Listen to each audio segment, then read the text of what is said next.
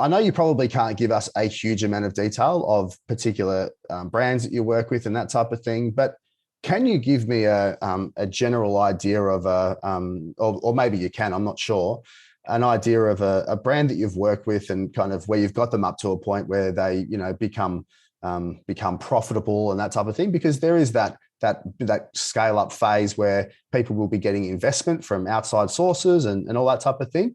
Could you run me through maybe an example or just an idea of an example of how you've done that?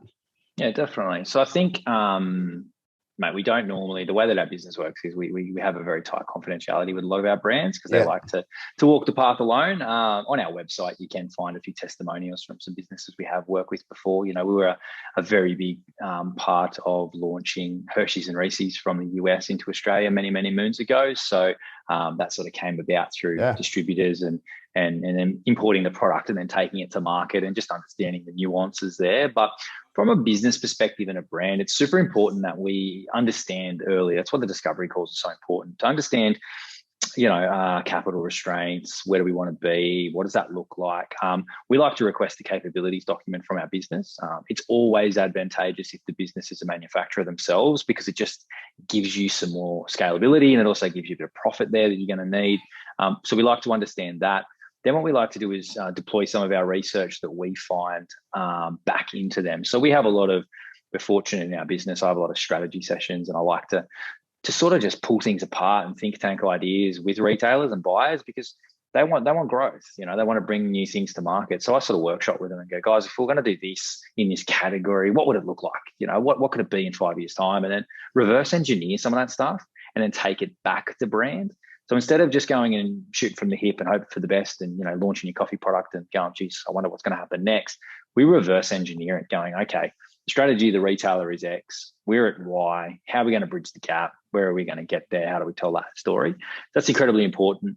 The most important part when you are scaling a brand, you got your first win is how do you grow your share of voice? I often say to brands, getting you into Woolworths or Coles or any retailer, it's super easy. It's actually really, really easy. If you have a good conversation, build good commercials and offer good conviction, that's really easy. It's pulling it off the shelf that can be difficult. How do you stand out from the crowd? How do you shift consumers' behavior? If you're that $3.50, now $4 muesli bar, how are you making mum buy you? Is that when she gets to the shelf or is that too late? Are you having to tell her before she comes? What's your marketing look like? What's your scale, your distribution, your MPD? Once you start to do that, you start to have that conversation, then it's really important that you've got MPD, new product development coming through. So we now realize that mum really likes our no sugar muesli bar. Great. Let's give her 3 more flavors. Let's give her a multi-pack. Let's give her an evening bar. Let's give her an AM bar. Maybe we give her a bar. Maybe we've got a bag you make at home and you make yourself. We've now got a ice cream collab going with, a vegan ice cream brand.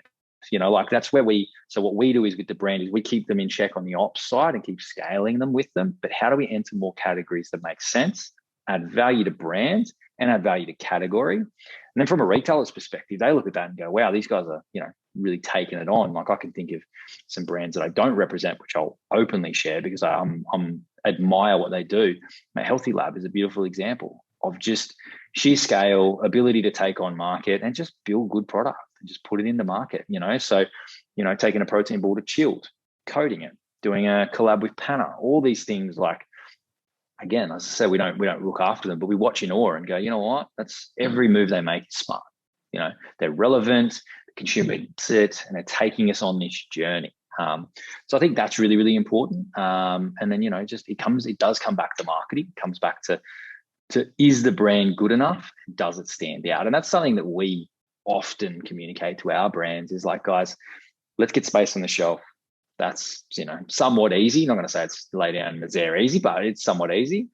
But is your brand going to stack up and is it going to be relevant enough for it to shift the needle? It comes back to those things like that e-commerce world, that conversation with customer. Your value proposition's got to be right. Your product's got to taste good. We might want healthy, better products. We might want all these things, but mate, we're human beings. We like things to taste good. We like to chew our food. That's a definite. We are big foodies down here, so I think that's really key. So does that?